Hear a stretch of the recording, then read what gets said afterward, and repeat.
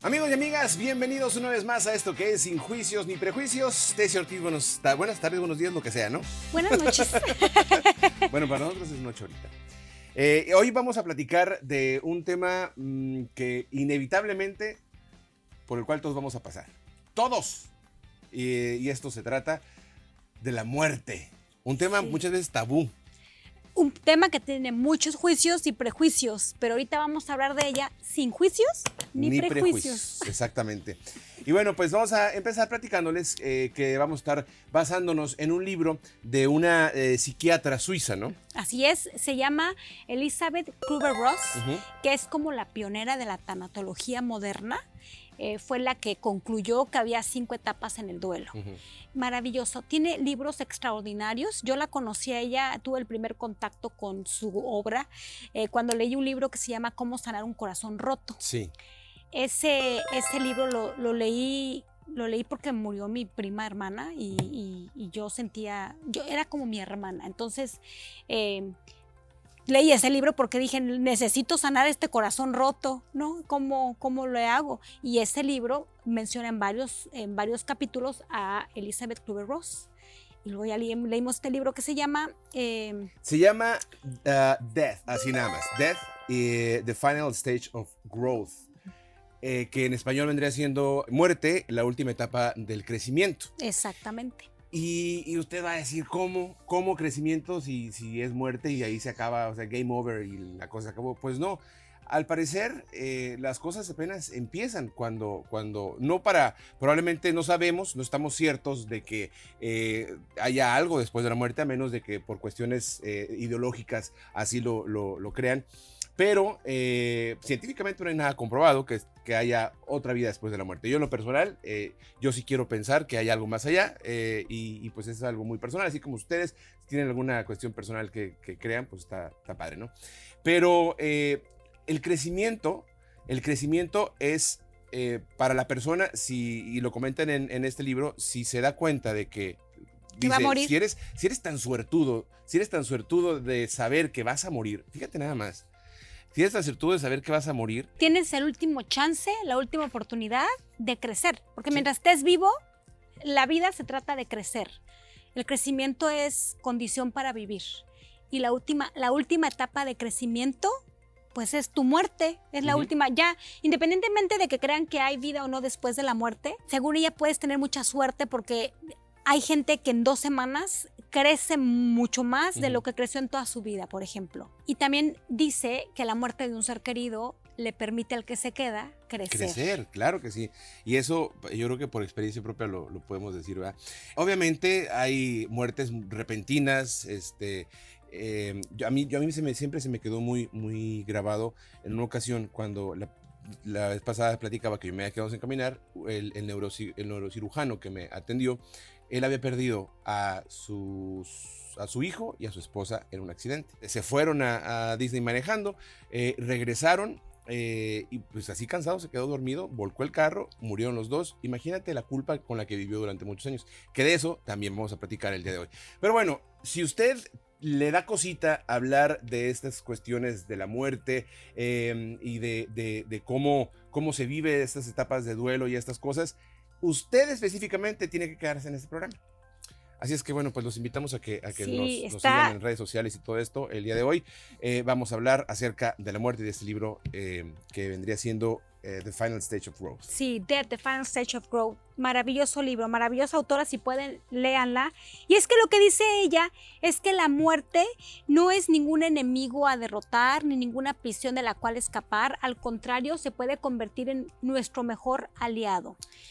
Que no es algo feliz, pero que dentro de ese dolor, ya sea por saber el moribundo, saber que se va a morir, o por la persona que se queda después de que ese ser se va, dice que después de que se pasan bien las 5 etapas del duelo, que ahorita vamos a ver cuáles son esas 5 etapas del duelo, después de esas 5 etapas lo que viene es el crecimiento, es algo maravilloso.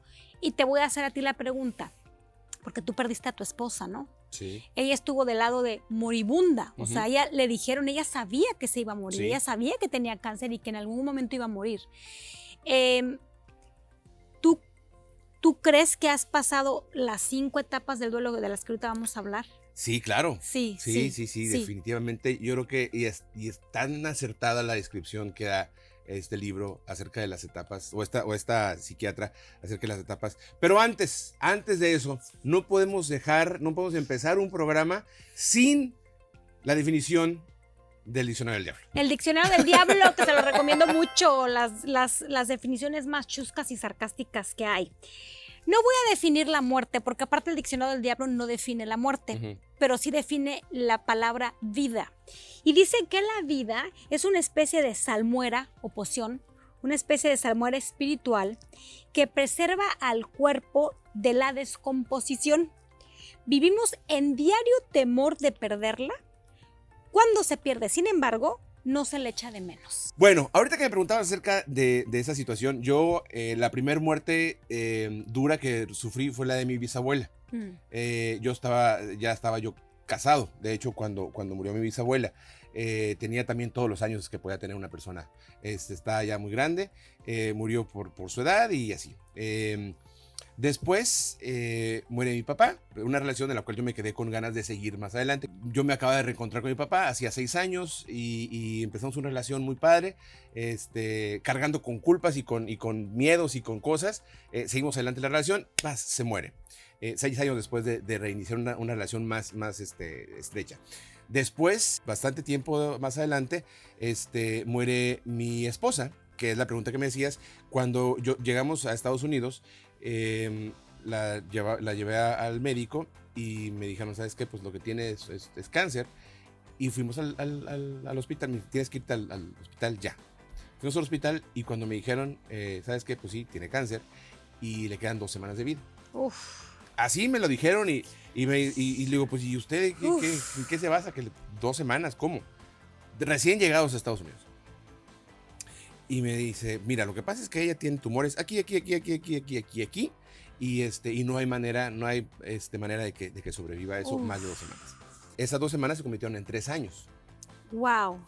Llega otra doctora y me dice, ¿sabes qué? Yo voy a tomar, porque esta doctora también lo habla en el libro, que la gente, los médicos y gente que, no todos obviamente, se vuelven un poquito insensibles ante el hecho de la muerte. Entonces, esta otra doctora, oncóloga, se acerca a mí y me dice, ¿sabes qué? Vi cómo te están tratando y ¿qué te parece si yo te ayudo con tu esposa? Wow. Y sí. ¿Y si fueron 3 años de crecimiento? O sea, al final de cuentas sí creció. ¿Tú crees que ella en esos 3 años creció como persona? Claro. O sea, ella empezó todo este trámite de una manera, siendo de una manera, y terminamos todos. Mi hija, la mayor, tenía 13 años, la menor tenía 8, si no me equivoco. Sus papás, obviamente, su hermano, toda la familia se vio afectada. Bueno, la gente que haya sufrido algún familiar cáncer o cualquier enfermedad terminal que hayan tenido en su familia cercana, saben que les afecta a toda la familia, a todos nos pega bien duro. Pero al final de cuentas se dedicó ella a leer mucho. Empezó a leer mucho de superación personal, mucha espiritualidad. Entonces, bueno, sí, crecimos mucho, pero sí primero te aplasta, te apachurra bastante. Pues ahorita si quieres vemos las etapas del duelo. Exacto. Pero ella dice, ella no nada más habla del que tiene un duelo de perder a un ser querido, habla del que pierde la salud, del que pierde un trabajo, del que pierde un esposo, del que es un divorcio, ella dice que nuestra vida es un constante morir y renacer, y que estas etapas del duelo se pueden aplicar a cualquier pérdida, no nada más la de un ser querido o la de la salud o la de un moribundo, pero ella sí habla mucho de los moribundos, de cómo acercarnos, cómo ayudarle al moribundo y a la familia, que es importante. Y ella dice que le tenemos mucho miedo a morir porque no conocemos nada acerca de la muerte, porque culturalmente como que se evita y pensamos que evitando hablar de ella no vamos a sufrir o no va a pasar, ay, es un tabú, cállese, no hable de eso, ¿no? Y al contrario, ella dice que hay que hablarlo, hay que discutirlo, hay que estudiarlo, hay que ahondar en el tema porque por seguro todos nos vamos a morir. Debería ser una asignatura en las Sí. aulas de la escuela, porque De todos. de No todo nada el más mundo, de los sí. médicos, porque ella No, también no, era no. del personal médico, de todos. Inclusive dice que en las sociedades occidentales sataniza a la muerte, o sea, es como una ofensa, o sea, al doctor que se le muere el paciente se piensa que falló como doctor, que los hospitales están diseñados para salvar vidas, no para ver morir a nadie. Bueno, habla de que ni siquiera nos permitimos envejecer, ¿no? Nos operamos, Sí. o sea, no, la edad no la decimos la edad, o sea, no, nos da miedo inclusive envejecer, no nada más morir, envejecer. Porque es un camino hacia la muerte. Fíjate que Exactamente. cuando pasó esto de mi esposa, recién sucedió, pocas cosas recuerdo porque fue un momento que lo bloqueé. Sale uno de los médicos que la estaban atendiendo de su cuarto llorando el doctor. Llorando y va y me abraza. O sea, ahorita que dices eso, que sienten como que fallaron porque su deber era salvar la Salvarlos. vida, sale llorando y me abraza y me dice, la perdimos. Después la frase, y siempre he escuchado esta frase de perdió su batalla contra la muerte. Entonces lo vemos siempre como una pérdida, obviamente es una pérdida física de esa persona, pero lo vemos como algo que estamos perdiendo la batalla, que estamos... Perdiendo la batalla de la vida, ajá. Es que definitivamente la cuestión aquí está en que aceptemos qué es lo que nos va a suceder a todos. Tarde o temprano. Tarde o temprano a todos. De hecho, la doctora, ella dice que les pidió a sus hijos que cuando muriera, que por favor enviaran globos al cielo, como para festejar que se había graduado de la vida. Wow. Que ya se había graduado de esta vida. No lo veo como una pérdida, sino que ya, o sea, ya me gradué. Como cuando uno termina la universidad, ya me gradué, ya me tocó. Nada más que unos nos toca graduarnos antes o después que a otros. Pero ella dice que no hay que manejarlo como una pérdida, que el doctor no tiene por qué sentir que falló, simplemente la vida se trata de morir también. Entonces, fíjate, Viktor Frankl, el autor que siempre leo y menciono y también ella lo menciona en su libro, dice, lo que realmente importa no es el significado de la vida en general, sino el significado en específico que una persona le dé a su vida en un momento dado. Entonces, puedes darle más significado a tu vida en tus últimos días de vida que en toda tu vida pasada, todos tus años de vida. Ella pone muchos ejemplos de gente que ella estudió muchísimos moribundos, pero miles de moribundos, y dice que ella veía como la muerte, si uno elige, uno puede elegir verla como una etapa de crecimiento y no una pérdida, no una batalla que se pierde.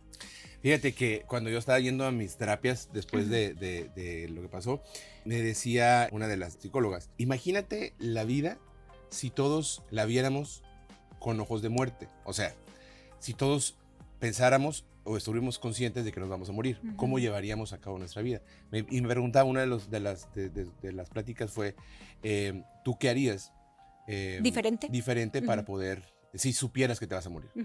Sí cambiaron muchas cosas. Desafortunadamente, en la práctica es muy diferente. Se te olvida muy fácil que todos somos tan frágiles. Con un soplo se te puede ir la vida. En algún momento, en muchas ocasiones, el menos esperado, se te va la vida y vivimos pensando que somos eternos. O por lo menos con la idea de que somos eternos. Y saben que ahorita yo creo que en medio de esta pandemia tan fea, yo creo que sí, ella recomienda mucho, y creo que se ha mejorado un poco eso, pero ella recomienda mucho que al personal médico que tiene contacto con los enfermos, a los doctores, a los enfermeros, a los trabajadores sociales, que se les dé más entrenamiento acerca de lo que es la muerte, que se les libere de culpa, de sentirse responsables o culpables por la muerte de una persona, porque finalmente pues iba a morir, iba a morir, no es que fallamos, simplemente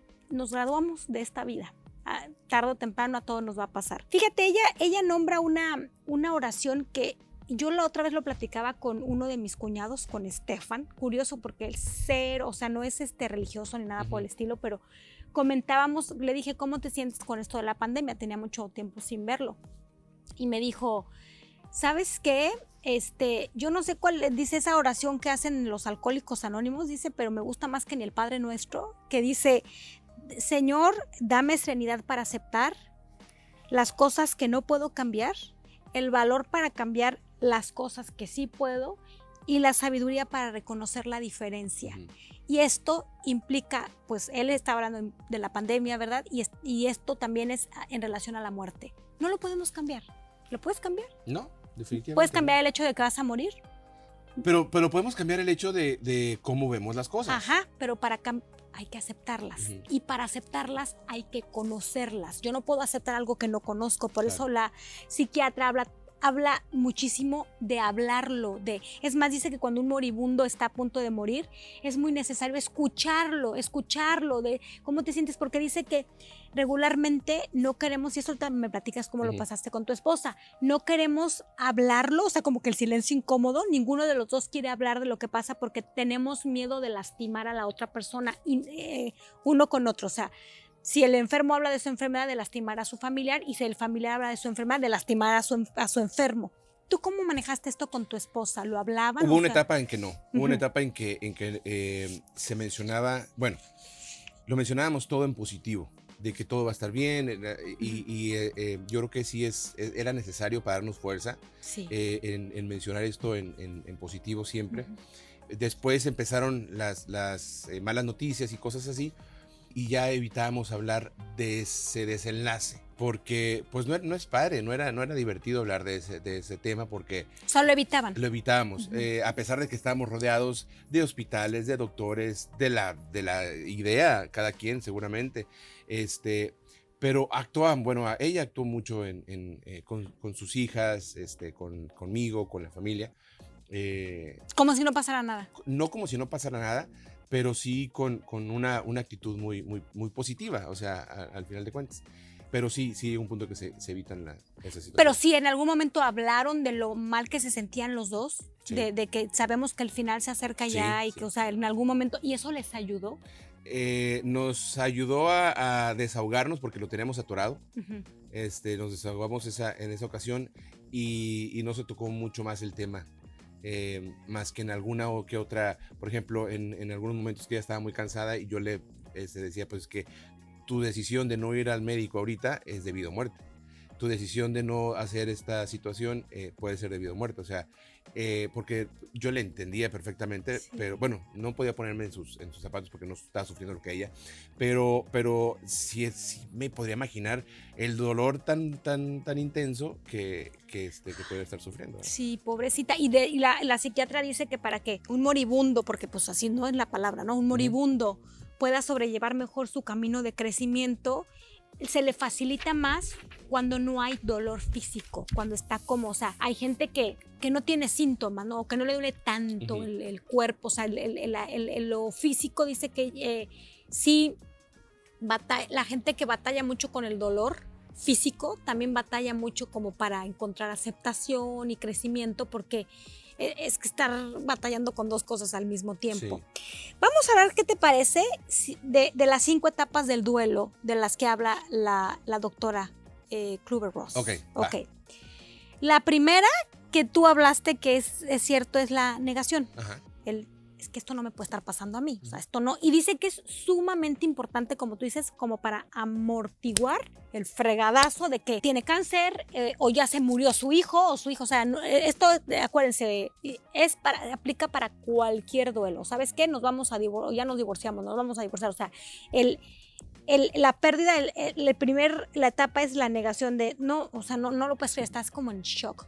Eso te pasó, ¿no? Sí. Pasaste 2 duelos. Ajá. Cuando te dijeron que tenía cáncer y luego cuando falleció. O sea, primero perdió la salud tu esposa Ujú. y ese duelo lo pasaron juntos. Y cuando falleció tú pasaste el duelo de haberla perdido a ella. Bueno, en las dos. ¿Hubo negación? En las dos hubo negación. Ok. En las dos hubo Cuéntame, negación. cuando murió ella, ¿cómo hubo negación? ¿Cómo? El hecho era que le hicieron un trasplante de médula. Entonces, Ujú. haz de cuenta que me dijeron, ya es la cuestión milagrosa que le va a salvar la vida. Y no, entonces, todo el sufrimiento anterior, toda la idea que nos habíamos hecho ya de que sí podía suceder, se borró. Y es como si me hubieran dicho, ¿sabes qué? Murió en un accidente repentinamente. Ah. Porque yo ya había desechado la idea de que podía morir. O sea, tú ya pensaste que ese iba a ser el milagro que iba a curar a tu esposa. Yo ya veía videos en YouTube, me metía y sí, la gente andaba como si nada brincando por la vida y dije, no, pues ya, si esta gente pudo sobrevivir, yo me Ya. agarré de ese porcentaje que me dieron. ¿Cuánto tiempo después del trasplante de médula muere tu esposa? Fue en noviembre y en febrero murió. Rapidísimo. Entonces, otra vez empezaste el duelo, ahora de la negación, ¿correcto? Sí, sí, sí.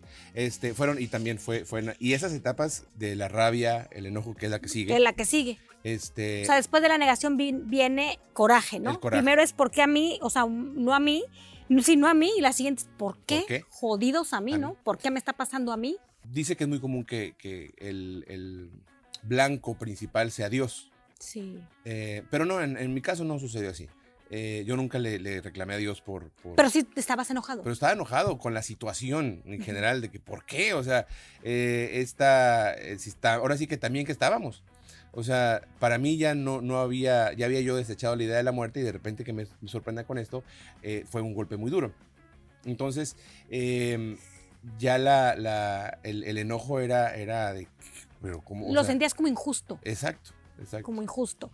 Y aparte aquí dice que inclusive los familiares resienten el hecho de que ven a otras personas, por ejemplo, una madre que se le enferma un hijo, resiente a otra mamá que tiene un hijo sano, o sea, como que se enoja con la otra gente que está bien, porque tú sí puedes gozar de buena salud, y ¿por qué mi hijo no? ¿Por qué yo no? O sea, se enojan, que es normal. O sea, esto es maravilloso conocerlo porque ya no te sientes culpable o de sentir todas estas cosas que es normal vivir en la etapa de un duelo. Entonces hay que conocerlas para comprenderlas y aceptarlas y digerirlas, ¿no? Y la siguiente etapa es la de negociación. Sí. Ok, ya está bien, órale, ya se enfermó, pero Diosito, te juro que por favor que si voy a misa todos los domingos y si la salvas ya voy a ir a misa todos los domingos. No, es que pasa. Sí, sí. ¿Te pasó? Sí, claro. Sí. Claro, definitivamente. Uno tiene la idea en su cabeza y no sé si impresa por nuestra educación, que puede uno negociar el hecho de que va a morir o de que va a suceder o no alguna... ¿O cuándo? ¿O cuándo? ¿Cuándo exactamente? Con que me des 2 meses más, con que me des un año más.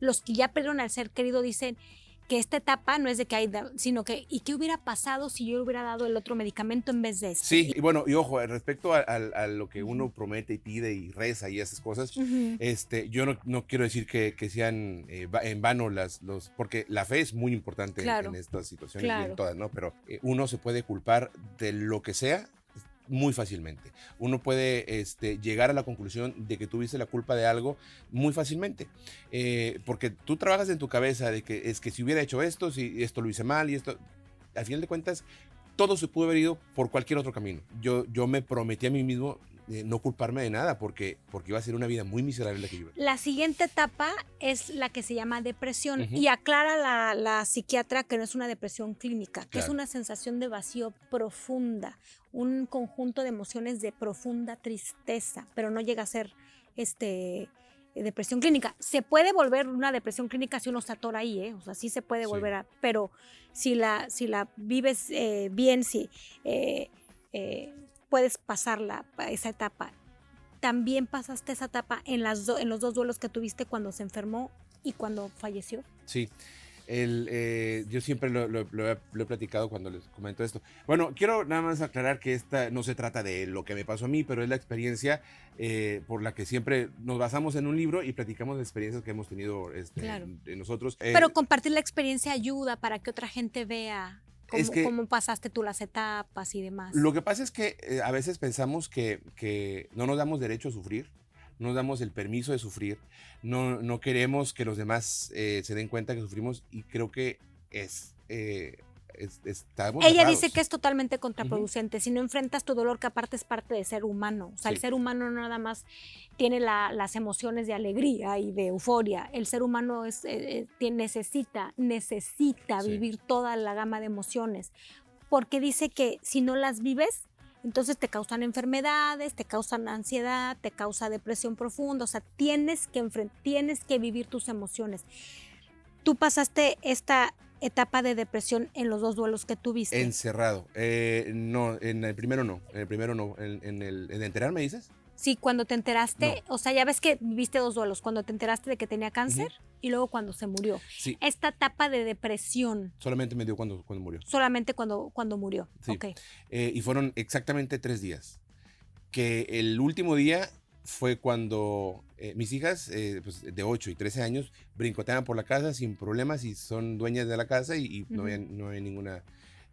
pero cuando me doy cuenta que abre una de ellas, o creo que fue la chiquita, abre la puerta y yo estaba con la luz apagada, con las cortinas cerradas y sufriendo mi dolor, y dice, no lo molestes, no lo molestes, cierra la puerta. Siendo que entraban hasta el baño cuando yo estaba ahí. O sea, entonces dije, oye, ellas, yo perdí a mi esposa, claro. Ellas perdieron a su mamá. Mi suegra perdió a su hija, que debe ser una situación, mi suegra, mis suegros, perdieron a su hija, que es un dolor inmenso, no me puedo imaginar. La palabra depresión me parece muy fuerte por todo lo que conlleva, pero pues bueno, obviamente aquí lo define mucho como una depresión no clínica. Entonces creo que sí, es porque era un dolor Es que ya dice cuando ya de plano te das cuenta, sí, esto me está pasando a mí. O sea, ya pasaste no a mí, ¿por qué fregados a mí? Sí, yo, pero ¿qué podemos hacer para que no me esté pasando esto? Y luego ya es, sí, ya, o sea, a mí. Pero después de ese, como cuando uno se avienta ¿a la alberca? ¿Tocas fondo así? Ya sientes que te vas a ahogar y agarran tus pies y ¡fum! Para arriba. Sí. Dice que la siguiente etapa es la dulce aceptación. Que a mí, en lo personal, me tomó años. Sí. Años, de verdad. Fácil, sin exagerar, yo creo que 3 años me tomó aceptar totalmente la situación. Y no vivía, sinceramente, no vivía yo revolcándome en el dolor, no me vivía sufriendo. Pero en mi situación pasó la muerte de mi esposa y al mes la muerte de mi mamá. Y a los años. ¿Y has vivido el duelo realmente de Yo haber perdido a tu mamá? O sea, ¿has pasado por esto de la negación, la rabia, la negociación, la depresión y la aceptación con el duelo, con la muerte de tu mamá? ¿Has pasado ese duelo? Yo quiero pensar, bueno, creo que no. Pero yo creo que pensar que fue por la relación que yo tenía con mi mamá. Obviamente le sufrí, le lloré porque ya yo no la alcancé a ver con vida. Pero y también fue muy repentino. Su muerte sí fue muy repentina. Ella estuvo conmigo aquí un mes antes. Pasamos la cuestión de mi esposa. Me dice, yo regreso, voy a terminar unos asuntos allá y regreso contigo a quedarme un tiempo para ayudarte en este proceso. Ok, perfecto. Al tiempo voy y me entero que bueno, voy a México y ya no alcanzo a ver. Le sufrí, le lloré y todo, pero después yo no seguí con estas etapas. Creo que no le dedicaste su tiempo. Su espacio específico para ella, que no sé si sea bueno o malo, pero yo creo que sí es bueno sacarlo, ¿verdad? Obviamente. No, claro. De hecho, ella dice que ya no es que sea un momento alegre o feliz, pero tampoco es un momento infeliz. Tampoco es una sensación de paz. De paz. Ya lo platicamos una vez. Sí. ¿Te acuerdas cuando yo te dije, sabes qué? Cuando ya no platico tanto de ese tema, sí. Creo que ya lo estoy soltando. Sí. Sí es un momento de tranquilidad. Sí es un momento porque de verdad te reprimes de muchas cosas porque te sientes culpable y pasas por todas estas cosas, todas estas etapas que ni siquiera te permite ser feliz. O sea, ni siquiera te permites disfrutar de un chiste, por ejemplo. Te sientes hasta culpable, de ¿no? Que me estoy riendo y yo debería estar sufriendo. Y pues yo creo que si aprendemos a llevar este tipo de cuestiones, podemos aprender a llevarla de una mejor manera, si se puede llamar mejor. Yo creo que sí se llama mejor, de una manera más educada, más consciente, más informada, porque definitivamente vamos, o sea, aunque lo queramos evitar, vamos a pasar por eso. Y ahí está la aceptación, que es la última etapa de la... Exacto. Y la doctora dice que justamente después de la aceptación, inmediatamente después de la aceptación, ahora sigue la etapa de crecimiento. Ahora sí ya creces. Después de eso es cuando viene el crecimiento, la mejora, la transformación. sí, la trascendencia después del momento de aceptación. Exactamente. Ujú. Estas situaciones, yo creo que todos, o la mayoría de las personas que están viendo eso, la hemos vivido. Tú también la viviste bueno, con diferentes personas, pero más recientemente con tu Yo creo que novio. todavía sigo en la etapa del duelo, o sea, no he llegado a esa etapa eso fue apenas en febrero, y yo no sé si realmente, yo creo que sigo, te digo una cosa, yo creo que todavía sigo en la etapa de negación, Ujú. como que no me cae a veces pienso en mi prima y no me cae el 20, o sea, no, creo que tengo que trabajar más La distancia ese lado. la distancia es el no vivir, no estar en el mismo lugar, es creo que muy importante. Me pasó con mi hermana. Mi hermana murió en el ¿Noviembre? noviembre del 19, 2018. 18, sí. Sí, en noviembre del 2018. Y tampoco he pasado casualmente por estas etapas, porque ya tenía yo varios años de no verla. Hablábamos casi, no diario, pero hablábamos por lo menos 3 veces a la semana. Eh, y tenemos muy buena relación, después de haber tenido una relación un poco ahí rara después de lo que pasó con mi mamá, eh, como todos los hermanos yo creo, y después nos volvimos a reunir, pero siempre por teléfono. Yo no regresé, y sí, como que la distancia tiene mucho. Sí, pero luego también dice la doctora que si no trabajamos bien estos duelos, salen tarde o temprano. Inclusive ella ha visto pacientes que muestran totalmente síntomas psicosomáticos, o sea, de que no han trabajado bien un duelo y a los años, unos 5 años después, están con cuadros clínicos de ansiedad fuertes o una colitis terrible, de que ya no, o sea, no, porque la emoción, el cuerpo es el vehículo a través del cual se expresan las emociones. Ujú.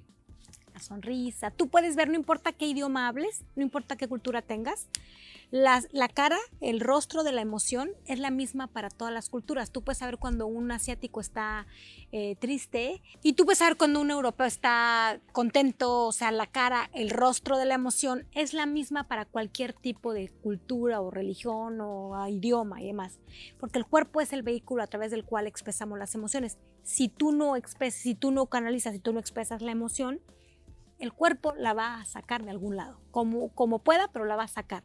Entonces, por eso es importante pasar estas 5 etapas del duelo para poder vivir un mejor duelo. Y como dices tú, si las hemos informados y educados acerca de lo que es la muerte y los pasos perdón, las etapas en las que se desarrolla, y las sabemos identificar, yo creo que vamos a pasar por ellas a fin de cuentas, pero Sí. vamos a pasar un poquito más engrasaditos. Exactamente.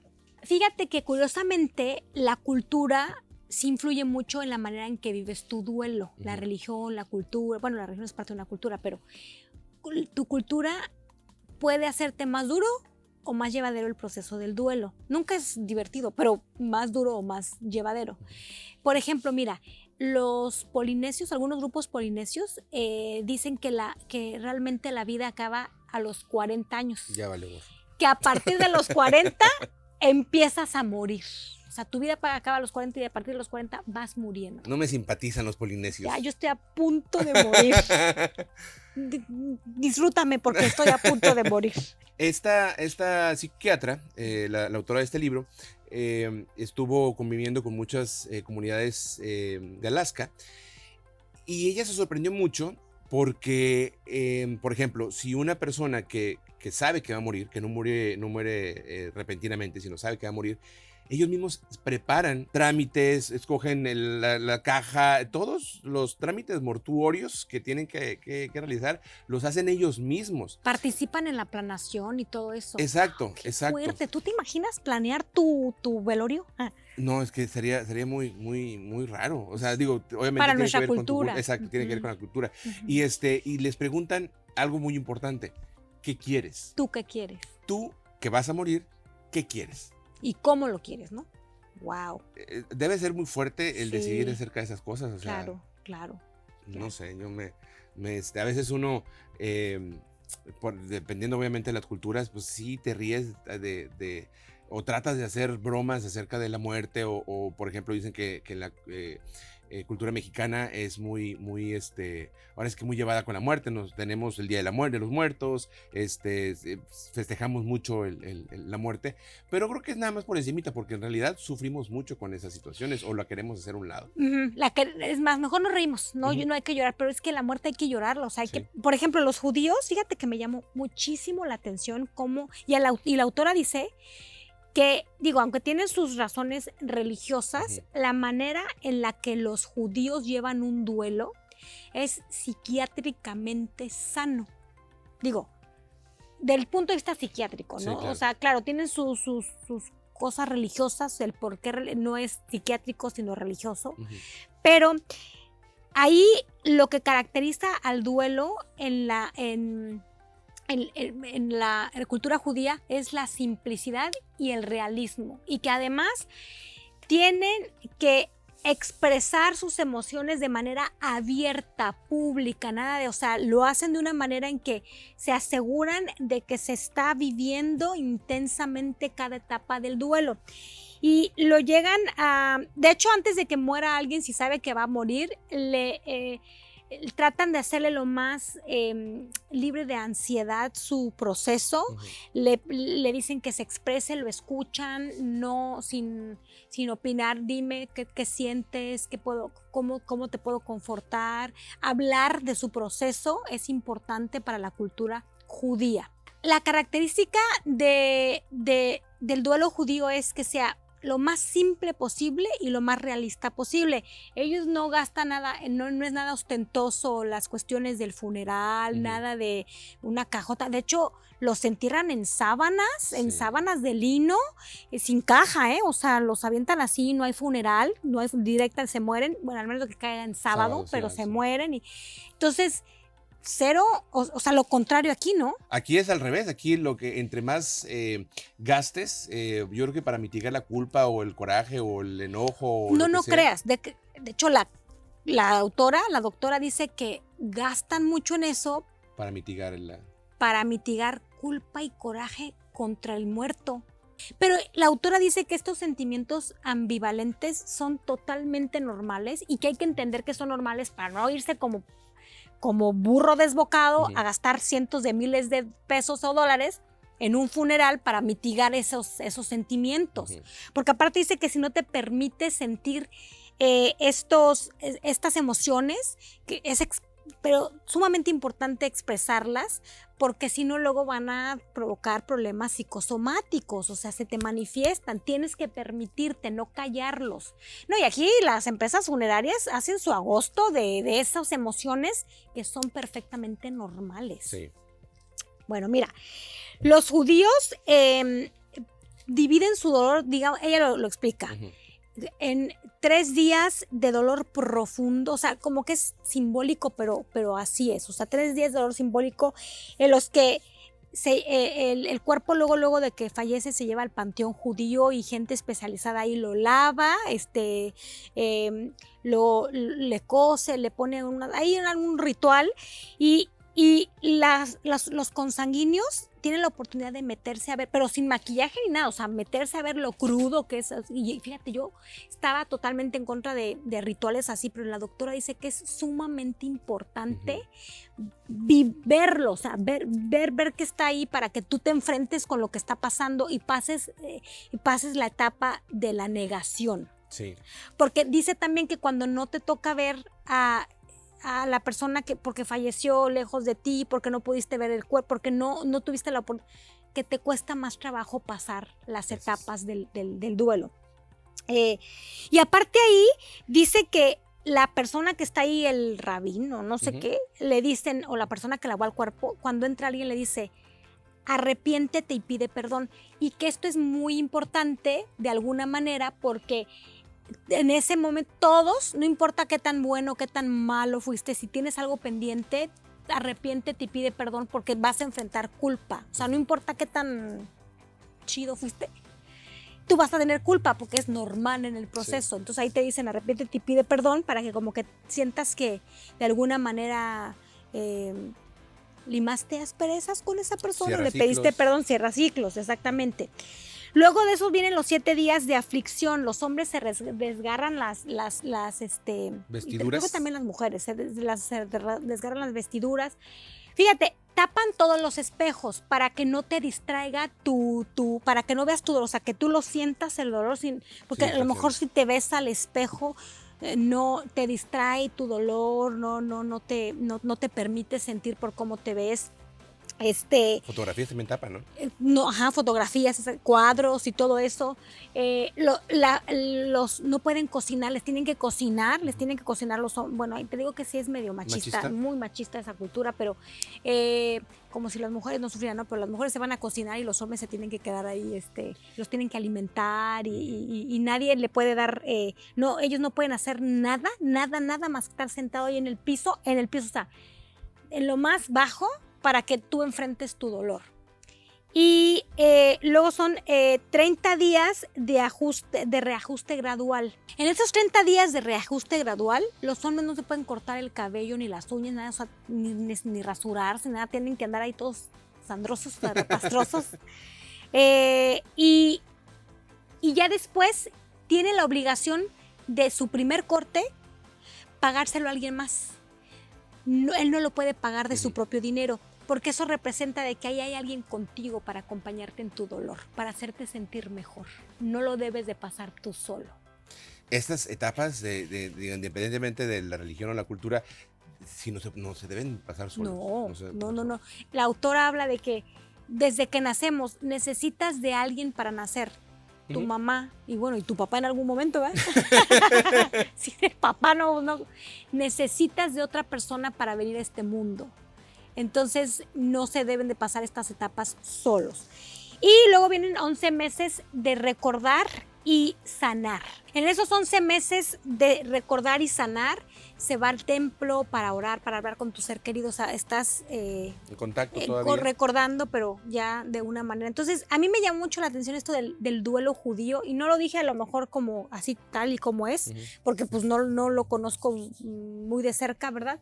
Pero la autora sí habla de lo psiquiátricamente significante que tiene esta manera de llevar el duelo en la cultura judía. Pues hablando de culturas, los budistas, por ejemplo, ellos lo que hacen es meditan acerca de la muerte. Todos los días tienen la obligación de meditar los monjes budistas, verse muertos. Ellos muertos, o sea, verse ellos, su cuerpo, como el fallecido, es parte de esa preparación. Y bueno, el morir, yo creo que no, independientemente de religión, de cultura o de tu bagaje espiritual o como sea, yo creo que siempre el morir tenemos que verlo como una etapa de nuestras vidas. Porque al final de cuentas, ahora sí que siempre lo hemos escuchado, naces, creces, reproduces en algunos casos y mueres, porque a fuerzas vas a morir. Sí, pero esa etapa no significa que es el final, o sea, es la última oportunidad que tiene una persona de crecer en lo mucho o poquito que le quede de esta vida. Y cuando se trata de un duelo, de perder a un ser querido, también la trascendencia, la transformación que puede tener un ser humano cuando enfrenta la muerte de tan cerca es impresionante, ¿correcto? Sí, definitivamente. Y aparte cuando experimentas la muerte de otros, te hace sentirte pues, más vulnerable y decir, a mí también me puede suceder. Y desafortunadamente, el morirse no tiene chiste. O sea, me refiero, no necesitas una habilidad especial para morirte. Todos vamos a morirnos. No necesitas ser especialista, ni ser budista, ni ser judío, para tener porque todos nos vamos a morir. Cualquiera se puede morir. Cualquiera lo puede. Eso sí es algo que cualquiera lo puede hacer. La autora dice que cuando uno pierde un ser querido, tienes esa sensación de que retirarte ya, de que ya no quiero vivir esto. Pero dice la autora, hay mucha diferencia entre lo que uno quiere y lo que uno necesita. Ella explica que aplazar el dolor es sumamente peligroso. Dice que aunque el duelo es un proceso lento y bastante doloroso, vale la pena vivirlo porque es enriquecedor y transformador. Ella recomienda que hay que expresar los sentimientos, ya sea hablando, llorando, escribiendo, con rituales, pero hay que expresar el dolor. ¿Tú cómo expresabas más tu dolor? Yo lo hablaba y lo hablaba, tú eres testigo de que yo platicaba de esto todos los días y todo el día, y lo platicaba lo mismo siempre, pero con mis hijas también. Fue una dinámica que tuvimos durante mucho tiempo, el hablar todo el tiempo. Hablamos de su mamá, y hablamos de mi mamá, y hablamos de la muerte, y hablamos de que pues nos podía suceder. Nos entró un tiempo también ansiedad de que algo nos podía suceder a mis hijas. No me dejaban hacer, casi no querían ni que manejara, porque pues te puede salir, te puede chocar y te puedes morir. O sea, sí entran ese tipo de situaciones. Pero yo les decía, si de repente ustedes están en medio de un supermercado y tienen ganas de llorar o quieren sacar, griten, lloren, no importa, que no les dé vergüenza, porque tenemos que sacar esos sentimientos. Y yo les decía, porque estaban pequeñas, que era como lavar ese sufrimiento con las lágrimas, y es como tratar de limpiar, porque a final de cuentas tiene uno que aprender a vivir con esto. No es de que pues ya pasó, ya lo superé y ya se me olvidó y ya voy a vivir mi vida como si nunca hubiera conocido a esa persona o si nunca hubiera pasado eso. Obviamente cada quien sufre en diferentes niveles o diferentes maneras.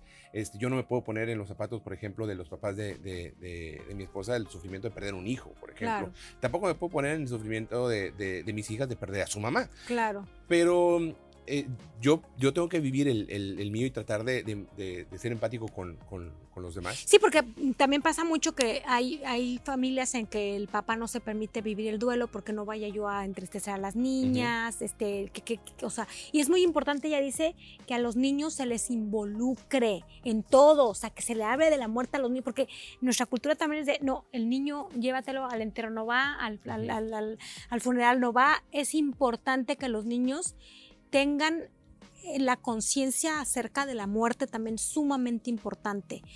Ella habla de expresar lo más que podamos estos sentimientos, y a las madres o a los padres que perdieron a un hijo les recomienda mucho escribir, porque de alguna manera tiene que fluir ese sentimiento para que se llegue a la dulce aceptación, pero no esconder, no reprimir, no, hay que vivir el duelo de manera muy valiente. Es que se tiene que ser valientes para poder hacerlo de esa manera, y obviamente puede tomar, tampoco es una carrera, tampoco es una competencia. Hay que tomarnos el tiempo, porque a veces no nos damos la oportunidad de tomarnos el tiempo y de decir, ¿sabes qué? Esto lo voy a vivir, o me va a tomar, no sé, el tiempo que te tome, el tiempo que les tome sanar esa herida, pero claro, hacerlo conscientes de que pues siempre en estas situaciones pues vamos a sufrir, vamos a llorar, y vamos a tratar de sacarlo, y vamos a tratar de vivir de la mejor manera ese duelo. Nosotros hay que recordar que tenemos la capacidad como seres humanos de trascender, y la muerte es la mejor manera, según la autora, de trascender. Definitivamente, esperemos que así sea. Este programa nos tomó un poquito más de tiempo muchito más de tiempo de lo que regularmente nos toma, pero es que es un tema bastante amplio. Ojalá que les haya gustado. Ojalá que le sirva a alguien. Que le sirva a alguien. Vamos a recomendar este libro y muchos más de tanatólogos. Siempre hay que buscar a alguien. Obviamente, como les decía al principio, la fe es muy importante, pero buscar, estar enterados, estar informados de lo que nos puede llegar a suceder, porque de repente hay sentimientos que nos llegan de pronto y no sabemos ni de dónde vienen. Así es que yo creo que entre más informados estemos mejor. Tú tienes una frase muy, muy, muy padre, que es: la información es poder, y en este caso no es la excepción. No es la excepción, hay que informarse acerca de la muerte. Exactamente. Tessy, muchas gracias. Muchas gracias. Hasta la próxima, en esto que es Sin Juicios ni Prejuicios. Ya saben, denle like, compártanlo, suscríbanse. Gracias por todos sus comentarios. Suscríbete a nuestro canal. Búscanos en nuestras redes sociales como Sin Juicios ni Prejuicios.